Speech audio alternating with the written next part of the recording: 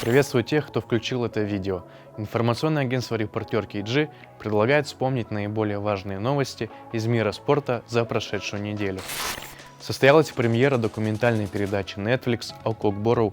Нурдин Султанбаев, один из главных организаторов съемок, подробно рассказал нам о том, как они проходили.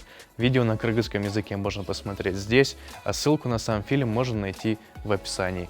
Очень приятно, что такая известная компания уделила внимание национальной игре Кыргызстана. В составе футбольного клуба «Алай» двое игроков заразились коронавирусом. Они помещены в больницу, остальная же команда находится в обсервации в общежитии на стадионе имени Суимбаева в Аше. Кстати, об отечественном футболе. Возобновление чемпионата Кыргызстана перенесено на неопределенный срок из-за ситуации в стране. Сюда же относятся и Кубок Кыргызстана, Национальная лига и матч за Суперкубок страны. Так что у футболистов Алая будет время, чтобы вылечиться и подойти к возобновлению чемпионата в полной готовности. Стало известно, сколько получает российский боец UFC Хабиб Нурмагомедов за один день выступления на публике.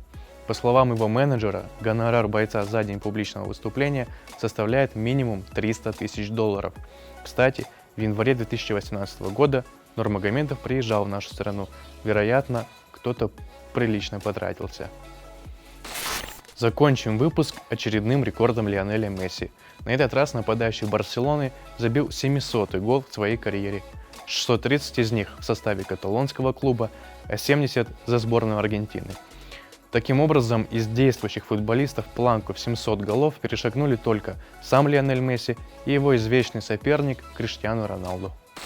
На этом все. Следите за спортивными новостями на Репортер KG.